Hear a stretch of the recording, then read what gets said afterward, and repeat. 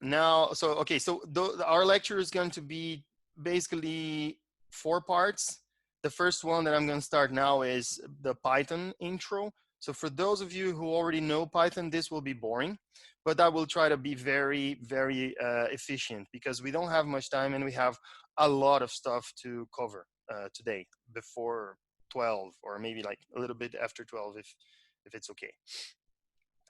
So I'm gonna start with Python, basically because I mean I would love to think that everyone already knows Python, but I know that's not the case because I asked you in that form, and most of you said you have very little to no knowledge of Python. I think it was, I don't remember now, but I think it was about like 30% of you said, yeah, I know intermediate or more, and 70% said I know nothing or very little about Python. So then that's why I decided that yeah, this part has to stay. It would be better if we could take it out because then we would have more time for the rest. But unfortunately, I think it's not possible right now. Anyway, this is not a very like extensive Python tutorial. Okay, there are literally millions of those out there. And I'm not sure if the links that I gave you already include some of them, but probably they do. If not, I can drop a couple of links for you later. But again, this is just like bare minimum that you need in order to understand the rest of the lecture. Okay, so don't get like too attached to this in terms of, oh my god, I don't understand anything, this looks so complicated, blah blah. Don't worry about this. You're gonna have to learn Python, but it's gonna be not today. Like you're not gonna learn Python in half an hour today. Okay, just try to relax and follow it in like the bare minimum. And if you really really really cannot follow it, then raise your hands, ask questions, and we can take them. But just don't expect that you will be a Python programmer in the next half an hour, because of course you won't, right? So Python is a general purpose programming language. It's great in general, but also it's really like what makes it shine is when you use some popular libraries like NumPy, SciPy, Matplotlib, scikit-learn. This is what really makes Python great. It's the amount of stuff that the community has contributed and the amount of libraries that you have. In my opinion, I mean, of course, this is my opinion. It's not that the language itself is amazing, but the environment of libraries is what's, in my opinion, really amazing, especially for data scientists. Okay, so let's take a look at the basics of Python. And always remember that if you want to follow this tutorial, you need Python 3.6 at least, because there's a couple of things here that are new. So we're dealing with new Python here. We're not going to deal with old versions. Now, if you've never seen a Python code, this is then your first Python code, and congratulations, you've just been introduced to Python. And oh yeah, and one small thing that I just have to mention is that everything we're going to do here in this lecture is going to be on notebooks. So what's a notebook? A notebook is just like this thing where you can write reports in Python, so to speak, reports, where you can mix a little bit of text and a little bit of code. So this, for example, this here that I'm pointing at, this is a cell. This is a cell that contains code. So when I write code here, then I do Shift Enter. This code here is executed, and I see the results down here. So these are the results of this block of code. This is by far not the only way that you can run Python, okay? Like you can run Python just like everything else, every other programming language that exists. So you can you have IDEs, you can just write your own scripts and run them on the command line, or there are some online programming environments that you can use. It doesn't matter. It's just that I chose for this lecture Jupyter Notebooks as a way to show you Python and everything else, because I can mix up text and code and then run the code, and then later I can give this to you and then you can run this yourself. You can play with it, you can change things. So it's just to make sure this is just the my chosen way of presenting the lecture to you, okay? But anyway, this is your first Python code if you've never seen Python. And basically, I'm just assigning the number 3 to the variable x. Like, of course, I expect that you have done some programming before in any way, right? And I hope that at least, like, I won't be touching on super basic stuff. So x equals 3, basically, like, yeah, I'm assigning the number 3 to the variable x. And then I'm printing x here, then you can see 3, obviously. And then I'm printing the type of x here. So a couple of things to notice here is this. First of all, print is a built-in function. Okay, so again, I hope that you guys know what a function is. So you don't have to import it. You don't have to include any kind of a library or any kind of module or anything in order to print something like this. Okay, it's a built-in function, as we say. There are lots of them in Python to do like all kinds of things. And in this case, it's for printing the variable. Here, I'm printing the type of x. So type is, again, another built-in function in Python. Again, you can call it anytime. It's in all Python distributions. You don't have to include anything. And basically what it does is it tells you the type of the variable, right? And then here you can see it's the variable x is of a class int. And an interesting thing here to notice is that in Python, everything is an object. And unfortunately, again, I'm not going to go into object-oriented programming. I hope that you know what it means. If not, then obviously this is not the place to learn. So, but anyway, if you know what object-oriented programming is, X is an object and the class is int. And that's interesting to notice here is that this is not like a basic. It's an object like anything else. And in Python, everything literally is an object, even an integer. You know, so some languages have kind of a mixed object and how do you say, like, this basic types that are not objects. But in this case for Python, everything is actually an object. So that's why you see this thing here. But anyway, it's an int, right? And then you can do all kinds of operations. Again, I'm just gonna gloss over this because obviously in every programming language you can do this exact same thing, and you know, addition, subtraction, multiplication, blah blah. I just wanted to show you that in Python this is really simple. Like there's literally no frills. It's just x plus 1. That's it. You don't have to specify types. You don't have to cast. You don't have to do basically anything. It's in Python. It's, as you will see probably as we go, is usually like takes the approach of just keep it as simple as possible. So x plus 1 is just x plus 1. That's it. One thing that might be interesting to notice is that, for example, if I say y equals x divided by 2, and then if I print y and if I print the type of y, you can see that the type is now a float. So it's a floating point number. It's not an integer anymore, even though x was an integer, right? You can do integer division by putting 2 slashes like this, and then you get 1 instead of 1.5, because then it's the closest, it's the rounded number, not the rounded int, right? And exponentiation and so on. So I mean, this basic stuff. And then you can also assign a number and like do an operation at the same time. So x plus equals 1 is the same as x equals x plus 1. Again, you have that in many other languages. I'm not gonna keep like talking too much about this. The only thing I want is to note for you to remember is that there is no like x plus plus or x minus minus as you have in many other languages. In this case, you don't have that. So the closest you have is just x plus equals 1, right?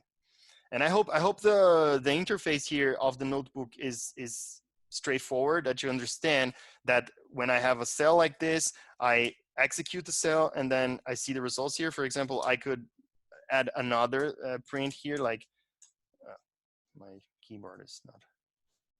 Yeah, I could do something like hello, and then you will see hello down here because I just re-executed this cell after writing this. So I hope this is straightforward. If it's not, please raise your hand and then I will try to explain it better. But anyway, these cells are all executable. You can later, when you get the notebook, you can play with it and see what happens. Okay, so then we come to Booleans, which are very important. Basically, in Python, you have true and false with capital letters. Right? Okay, don't forget this. I think this is, if you're coming from JavaScript, you may get confused a little bit, because in JavaScript you have like lowercase true and lowercase false. In Python, you have uppercase here. So keep that in mind. Okay, these are not strings. These are not like a string where it's written true. This is like a constant. This is built into the language. It's part of the language. Okay, so this is true and false. It's not a string, because it doesn't have, you know, quotes like this. So it's actually Booleans. And again, I'm just printing the type of T so you can see it's of class bool. It's a new type here that we didn't have before. So true and false, that's all you need to know about Booleans. And then of course you need operations. So for example, if I print T and F, then I have false, because T is true, F is false, then of course true and false is false. So, and I just notice here that you have, instead of having those weird symbols like you have in C or Java or JavaScript, what you have in Python is actually English. So it's and, or, not, or, okay, and then you have different here, but I guess writing different in full would be too much. So T and F, T or F is true, because true or false is true. Then you have not true, so that's false.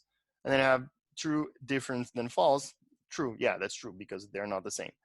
And basically, this is how you build any kind of Boolean operation or Boolean expression in Python. And of course, you can put them together and make those more like complicated expressions, but this is the basic. And of course, that leads us to the if, because if, you know, uses Booleans basically. So if true, print okay, and then of course we see okay.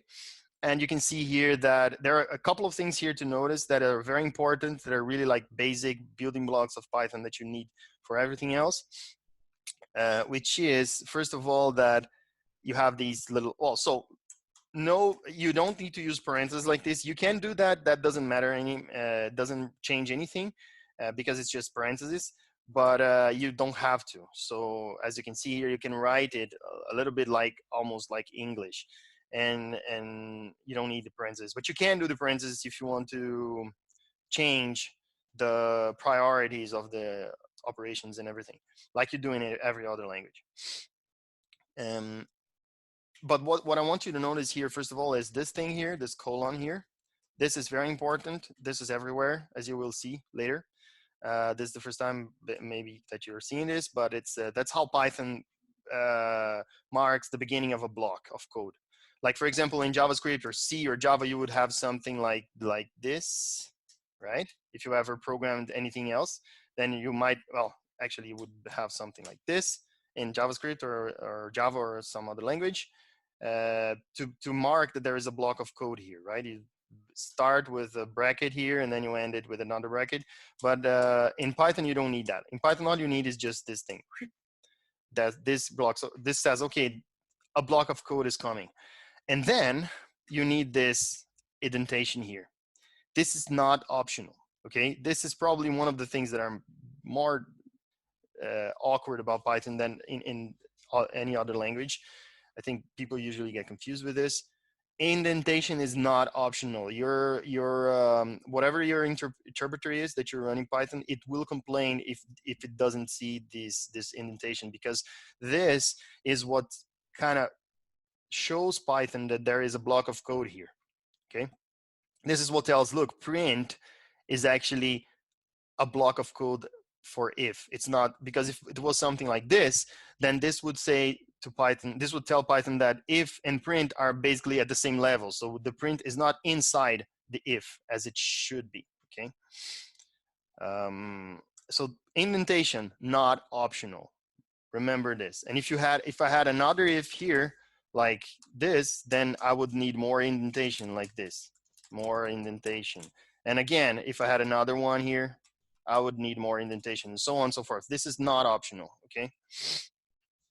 And then you can, of course, use those Boolean operations here to do stuff here. Like, for example, if I say, if T and F print okay, then I don't get any results here because T and F is false. So of course this is not true. So it's false. So then we could do something like this, not okay. Then it would say, we would see not okay. Okay. So if true and false, okay, that's not. So else, print not okay. So again, colon here. Again, indentation, not optional. And then basically you write this like this. And I kind of like it. I mean, you would have to do indentation anyway. If you don't do indentation, then your code looks horrible. So I guess why not just make it a part of the language? So that this works. Yeah, now we're coming to strings. Again, I'm just gonna gloss over this. Please, if you think I'm going too fast, let me know. But really, I have no option here. We have so much to talk about today, and so much more interesting and more important things that I just cannot waste time on this. Okay. So strings, you can basically use simple single quotes or double quotes. Doesn't matter. It's exactly the same. And when I say exactly the same, I mean exactly the same. Maybe there are some corner cases in the future when you're doing advanced stuff that you might run into. But for now, like for 95% of the stuff that we're going to do, they're all the same and it doesn't matter. Okay. And as you can see here, I'm printing the string H, which is hello. So it says hello here. And then you have another built-in here with function, which is very, very, very useful. And you will use it basically like millions of times, which is the length. So you call lang, or not length. I mean, it's this length, but it's called len. So you call len function, and then you give it like something here. In this case, it's string, and then it says 5 because there's 5 letters, 1, 2, 3, 4, 5. But as you will see later, this len here can be used with many things like lists, arrays, dictionaries, and everything, and it will always give you the length of the thing that you ask for. It doesn't matter here exactly what it is.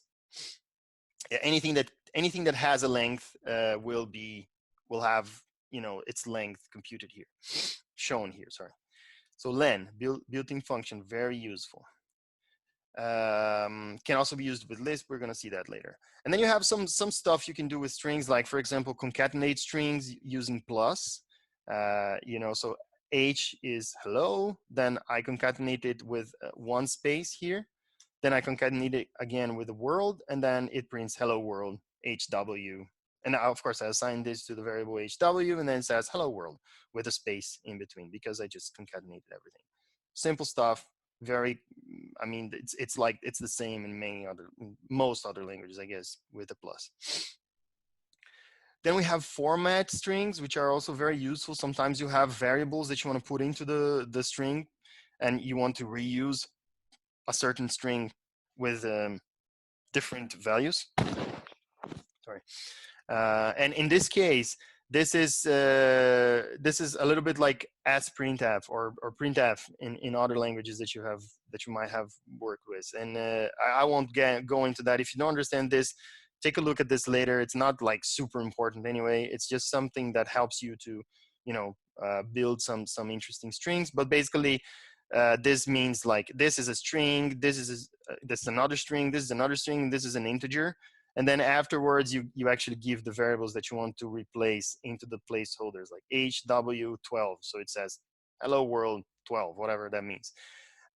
But basically, these are placeholders, and then you fill the placeholders with the variables that you put afterwards, like this. Okay. Not super important, but anyway, interesting to know. Format strings. This is another type of format string that you can, yes, I will, just a second. This is another format of f string that you can also use. This is new to Python 3.6.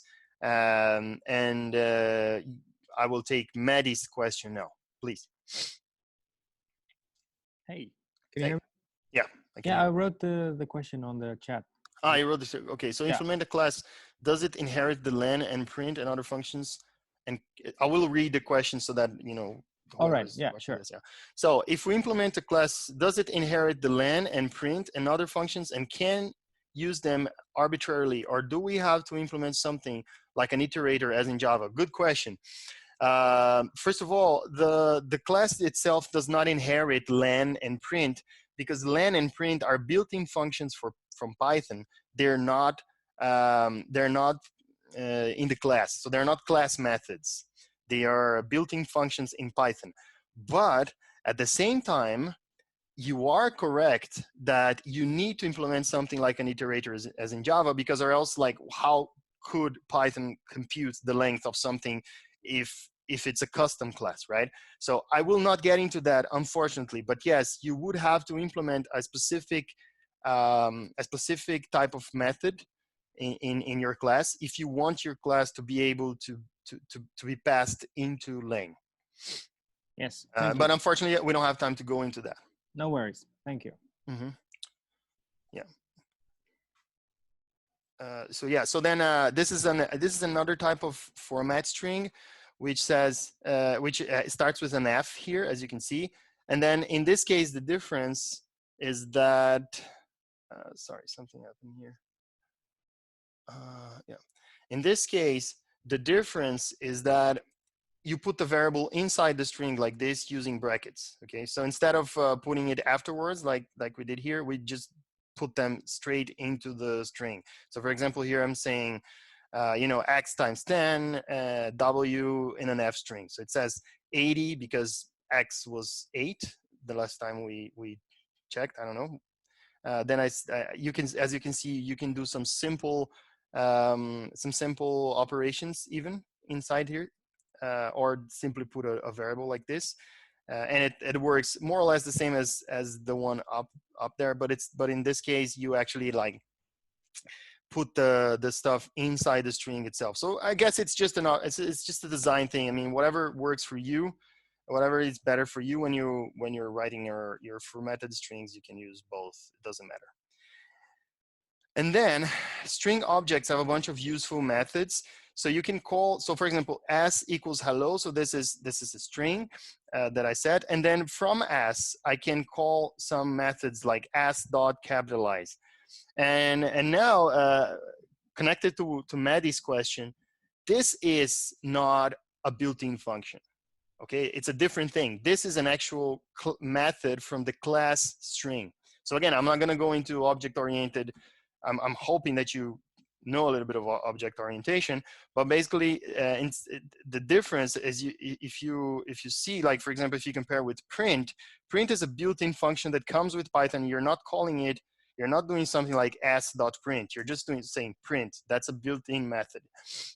But when you do s.capitalize, then basically you're calling a class method or in the object s, which is a string. So it's a little bit different. And then there are like a lot of different class methods from the string that you can call. Like s.capitalize makes the first h, capitalized. Then s.upper makes the whole thing capitalized. Right justification with 7 places, center, blah, blah, replace something with something else, and so on. I mean, there are lots of stuff you can do. You can take a look at the documentation, and then you will see, you will find more stuff. All I wanted you to know from this is that it exists. It's there. You can take a look, and you will find like lots of stuff to manipulate strings. And the important part here is that strings are immutable. So you cannot change a string, like you cannot change s in place. Every time you change the string, like by doing these things here that you're seeing, like capitalizing, making it uppercase or so on, actually what you get is a new string.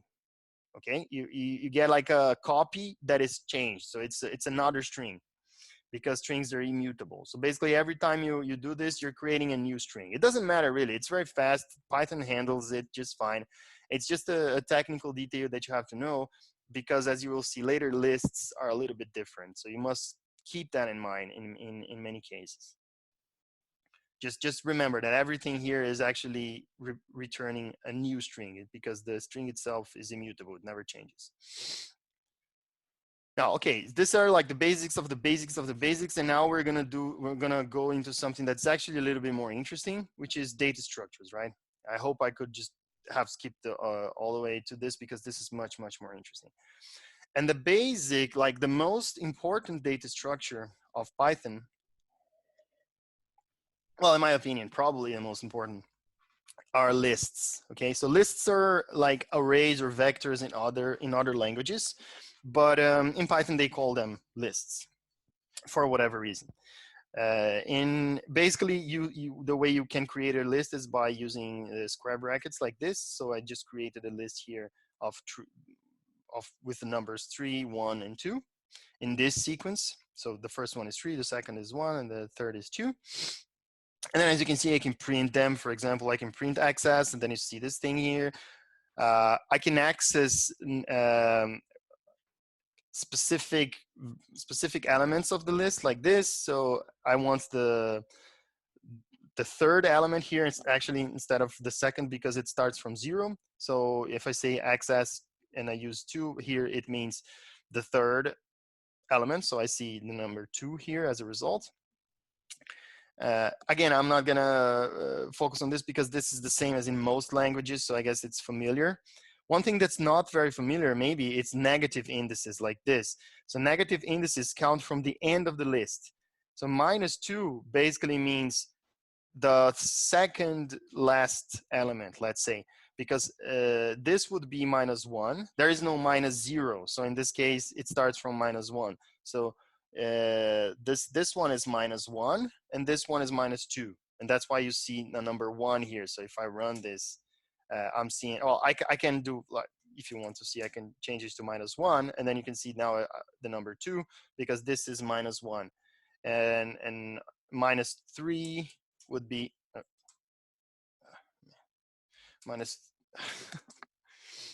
-3 would be the number 3 because it's -1, -2, -3. Okay, so this is, I guess, a little bit new. I don't remember any other language that has this, and this is super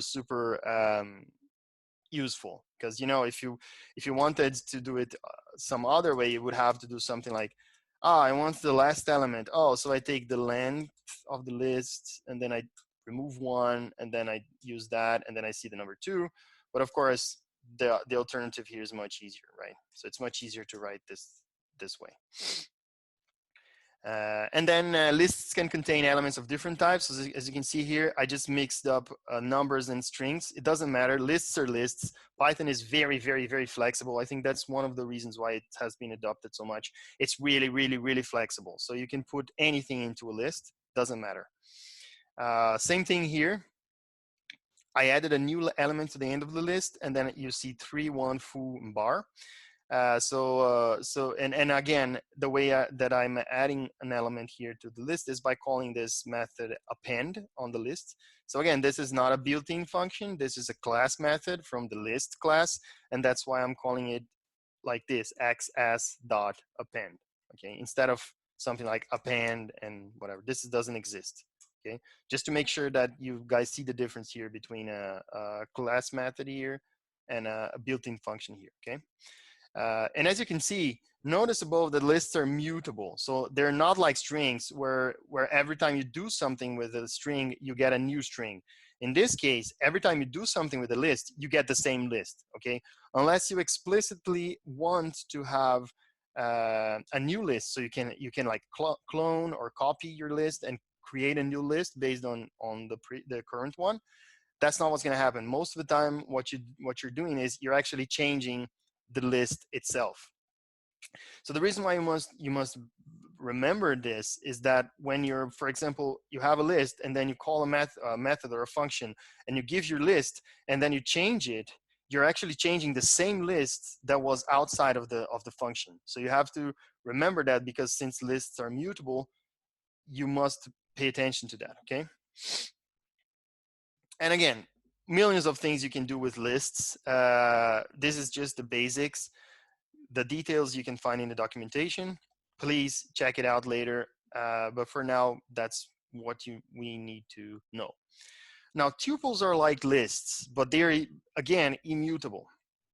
So you cannot change a tuple once you've defined it.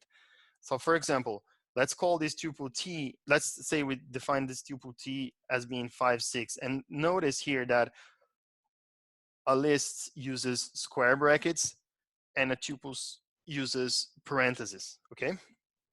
Different thing. It looks almost the same, but it's a different thing. So for example, I define here a tuple 5, 6, then I print the type of the tuple, it's tuple, class tuple. And then you can still do indexing like this. The first element of the tuple T is 5. Exactly the same. You can, all the indexing that we did on top here you can do the same. However, if I try to assign a new element like this, so I want the first elements of the tuple to be 1, then I get a type error. Tuple object does not support item assignment. So once you define the tuple, that's it, okay? Those of you who know Python will actually say, well, you know, there are exceptions to this. We're not going to go into that. But just let's assume 99% of the time, a tuple is immutable. You cannot assign a new element to the tuple like this, period, okay? So it's useful in some cases.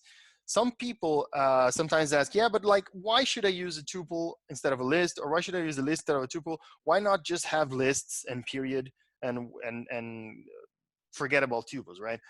There's actually, it's most of the time is actually more like a conceptual thing, to be honest, because when you think of a tuple, you're thinking of a description of something that has specific fields. Like for example here, the student one is, his name is Sven. He is 18 years old and his grade was 85.93 or something, I don't know. And then the student number 2 is called Gunila. She's 76 years old and her grade was 74.32. So in this case, in this tuple, each of the positions, the first one, the second one, and the third one, they have meaning, right? Like the first one is the name, the second one is the age, and the third one is the grade. It's not like a list. A list is more like this variable collection of things. So you can make a list called students, and then you can put student number 1 and student number 2 in it. And then you could put more and more students. You could have 40, 50, 100 students in this list. Because conceptually, a list is supposed to be like this. It's something where you some collection where you put things into it. While a tuple is not supposed to be something that you change. It's supposed to be something that is like a description of an object. Okay, conceptually, this is usually how you separate between tuples and lists. Okay. Again, technically speaking, you could use a student, a list to do something like this. Nothing would change. You could still have the name, the grade, the age, and the grade. This could be a list. It wouldn't really like be technically different, other than the fact that the tuple is immutable. But conceptually, that's how we usually consider things to be. Okay. Now, slicing. Slicing, in addition to accessing list elements one at a time, Python provides concise syntax to access sublists. This is very nice. This is some very interesting function from Python. So you can use colons here to determine how to slice the list. So for example, in this, I mean, I want all the elements between the second and the fourth. And when you do something like this, the first one is included, but the second one is not included. So here, what you see is 2 and 3, because you have 2 and 3, and then when it gets to 4, 4 is not included, and that's it. The slice is over. You can omit either one of them. Well, yeah, actually, you can omit both of them. But anyway, if you omit, then this means it goes all the way to the end. So I want all the elements starting from the second one until the end. And this means I want all the elements from the first one until the second one, but not including the second one, right? So that's why we see, for example, here, 2, 3, 4, because it starts at the second one and goes until the end. And here we see 0, 1, because it starts at the first one and stops before the second. So 0 and 1. And then if you do something like this, then nothing changes. You get a slice of the whole list, because you're saying basically, I want everything from the beginning to the end. So what's the point, right? It doesn't matter. So it's basically the same. And you can still use negative indexing like you can normally. So here it means I want everything from the beginning until just before the last element, because -1 is the last element, and since this one is not included, then you don't include the last one, and then you see something like this: 0, 1, 2, 3. And then there's also this possibility of putting 2 colons here, and then the last thing is a step. So for example, here I'm saying start from the second element, go until the end of the list, but skip 2 elements at a time. So then I see 1 and 3. I'm not gonna go into details here. It's something that you guys can experiment with and find use cases for this, but I just wanted to know that it exists. Oh yeah, and the interesting thing here is also that you can assign things. So for example, I can say, this is very interesting. I can say, okay, the list nums, if I take the third element until the fifth element, just before the fifth element, so it's basically the third and the fourth element, I want to replace them by 8 and 9. And then what you see here is 0, 1, and then 8, 9, and then 4, because I replaced these guys here.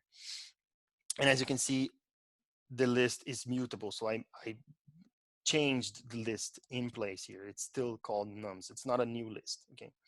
So 0, 1, 8, 9, 4, because I asked to change the list like this. This is very, very powerful. Very powerful. So it's really something that it pays to learn how to do this, because it makes things like so much easier, right?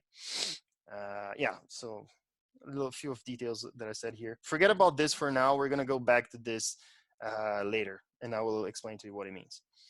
Now, loops in Python are, every loop in Python is a for each loop. So we don't have loops like we have in other languages, like it starts with int ei equals 0, and then you go I is less than 10, I plus plus, and so on. I mean, you can simulate this. You can do something like this. You can make it work, but it doesn't. It's still a for each loop. You're gonna see what I mean.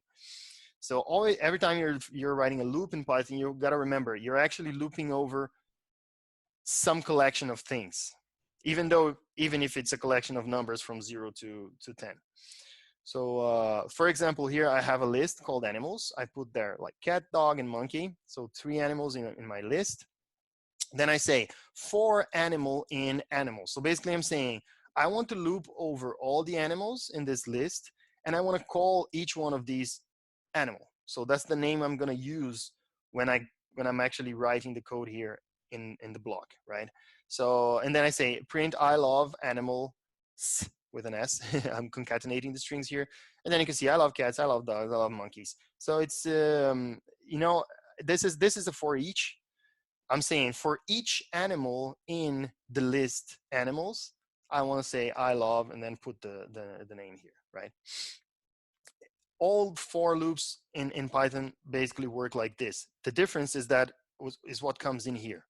So if what comes in here is a list of strings, then you're looping over strings. If what comes here is a list of integers, then you're looping over integers.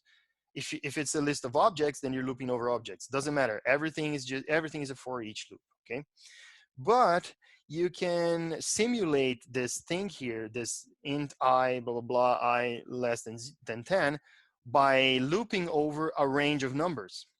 And this range here is a built-in function again. This basically says I want all the numbers from 0 till 4 in this case, without including 4. So you see 0, 1, 2, 3. And then what I do is I print the x. So I say for each x in a range of numbers from 0 to 4, I want to print the x. So I see 0, 1, 2, 3. And I also want to print x squared. So I see 0, 1, 4, 9 here. Okay. I'm not going to go, I have to really run now because my time is up for this part of the lecture. But just remember, there's one catch here which is important to know about this, is that range 4 is not a list. Okay, in Python 3, in Python 2 it was a little bit different. In Python 3, a range is what we call a generator. It's like an iterator, okay? But the important part here is that this is not a list. This thing, it generates numbers as they are needed. For all, let's say, if we can consider this almost as being a list. The only thing you have to remember is that it's not in the memory. Like this list is in the memory, right? You put there, it's like animals equals cat, dog, and monkey. So it's there in the memory. But when you call it like this, 4x in range 4, actually the numbers from 0 to 3 are not in the memory. They are being generated for the for loop as the for loop runs. It's not I mean, it's something that you will understand as you start dealing with like large amounts of values. But for now, it doesn't really matter, right? And that's the reason why I called list range 5 here, because basically by calling list on the range, I actually turned it into a list. So I go over all the numbers here and I make them into a list, because at the beginning they were not a list, they were just a generator. It's just a detail that is good to know, but it's only gonna affect you later when you're doing some more advanced stuff. One interesting thing also to do is to enumerate something. So for example, here I'm calling the built-in called enumerate, which basically means, okay, I want the animals, but I also want the index of each animal. So I want to know like the first one, the second one, and the third one. And that's why I can do something like this. I can print the index here and I can print the animal. So animal and index coming from enumerate animals, and enumerate is also a built-in function. And it's also a generator, but it doesn't matter here. One interesting thing about this call here is that you can see this looks a little bit different than the previous one, because now I have two things here. I have the index, I have a comma, and I have the animal here, right? And that's interesting to analyze a little bit, because basically what you're doing here, and this is a very strong thing about the Python language also, is that we are actually, how can I say this? Yeah, we're unpacking the results of enumerate, because the result of the enumerate function is actually a tuple. So for example, take a look at what happens down here. If I print, yeah, I'm just going to print a tuple so you can see. Look here what's happening here. This is more like a normal for loop. So I'm saying for each tuple in enumerate animals. And then I'm printing the tuple here. So we can see it's a tuple that comes with a number and a cat, and then a number and dog, and then a number and monkey, right? So I could do it just like this. I could simply use this tuple and do whatever I want. That it would work exactly the same. As you can see here, for example, I'm taking the index as being the first element of the tuple. I'm taking the animal as being the second element of the tuple, and then I'm printing it, index and animal. That works perfectly fine. However, Python kind of like gives you a hand and lets you just simply take this tuple here and just unpack it here into an index and an animal, so that you don't have to actually do it yourself like this.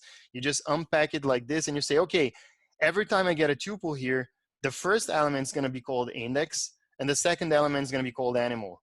And then I can just use them here in order to, it's just to help you make your code more readable. Again, don't get too attached to this. You're going to have to learn it, and you will learn it anyway. It's just good to understand what's happening here. Just remember that this is an actual tuple. It's that is being unpacked into two variables, index and animal. Okay.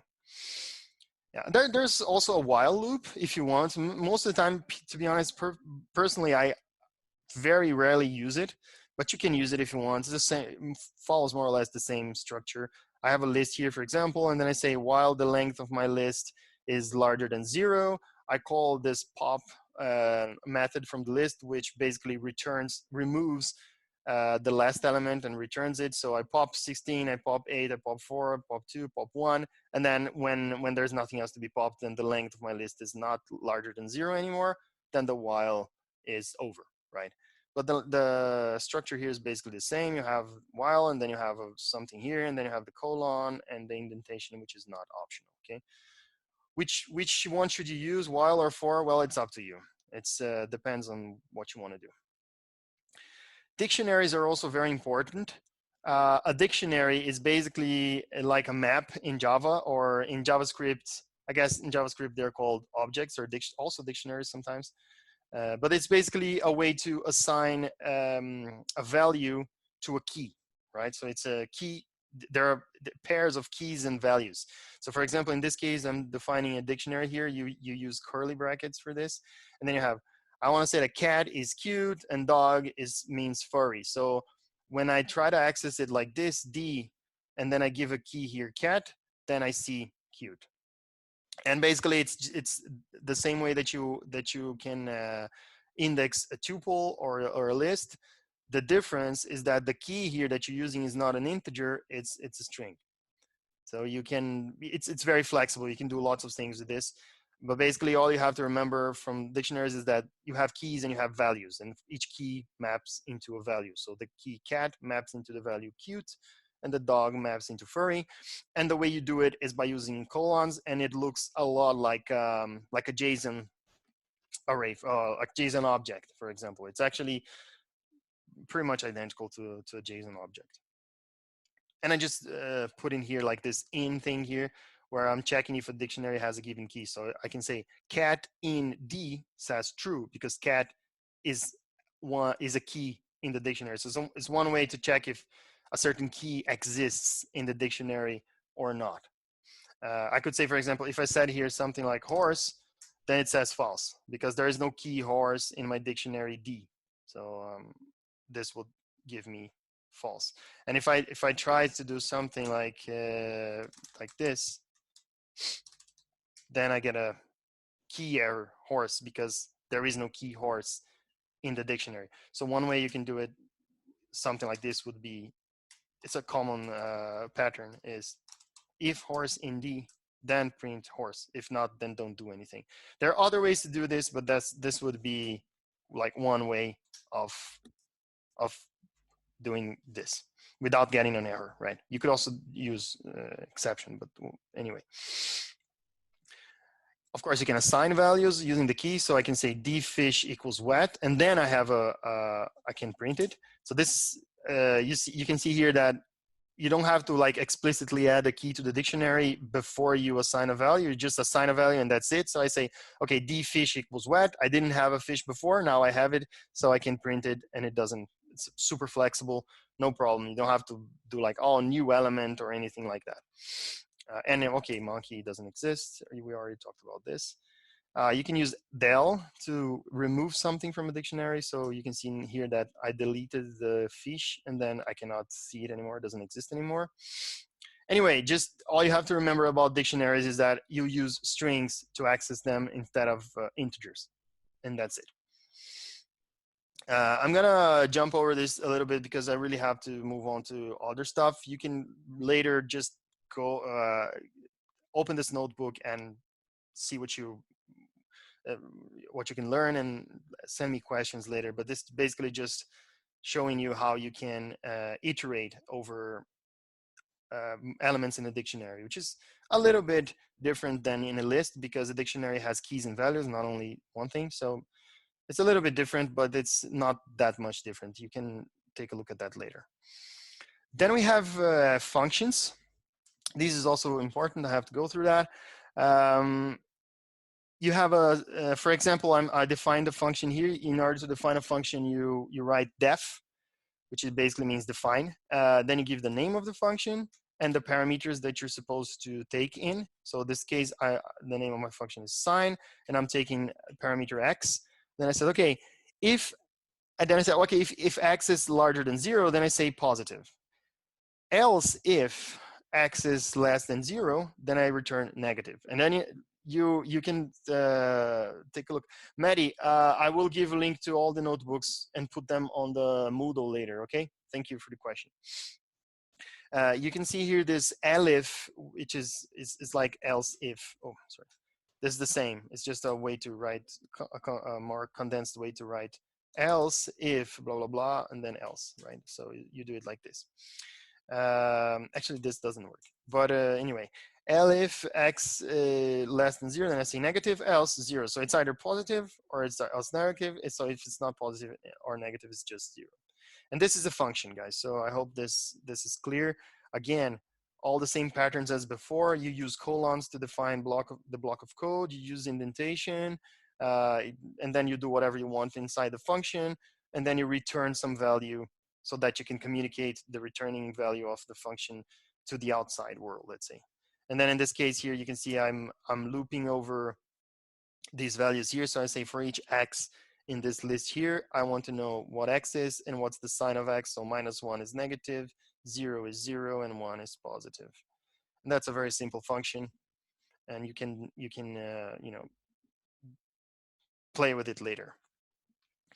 One other very interesting thing with Python is that you have this possibility to do keyword arguments. So you can actually give names to the arguments and define that what are the standard values. So for example, in this case, I'm saying, look, if the user does not define loud, then you should define it as being false.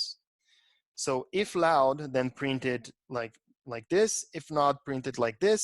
And then you can see here, for example, if I say hello Bob and I don't specify what loud is, then loud is assumed to be false. So you see that it works like this. And then later I can say hello Fred, and then I can do it like this. Loud equals false. No, sorry. Bodies has asked, do the returns have to be of the same type? No. You can return many different things. It doesn't matter. Python is really flexible in that sense. Whatever you return is considered to be the returning value. So there's no like restrictions of type to function. That's why you don't give any type to the function here.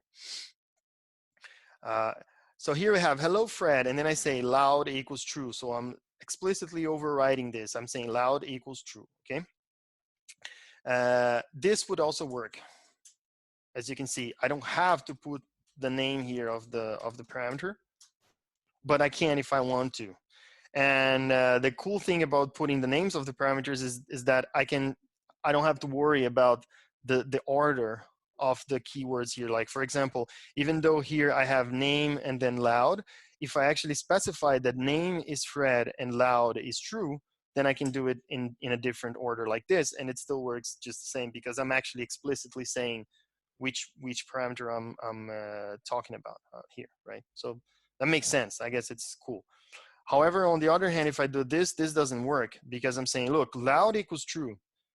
And then I'm not giving a name, I'm not saying name equals Fred here. I'm just saying Fred. And this doesn't work because if I don't say the name here, then Python assumes that Fred is the second argument. And that doesn't work because I defined a keyword argument here, and then everything gets completely confusing. So if you define one keyword argument like this, then the rest must also be keyword arguments. I'm not gonna go, unfortunately, through that too much. You guys can play with that later, but it's just important to remember because we're gonna use that a lot. Like named arguments are gonna come up a lot. So just remember this, that you can do this. And the order doesn't matter as long as you define the names, the names of the parameters like this. And then finally, so I can move on, is classes. Again, like this would be, if I wanted to talk about classes, really, I would have to really talk 1 hour only about classes. But I just wanted to make sure you know how to call a class. This one, I won't even go over it anymore because we don't have time.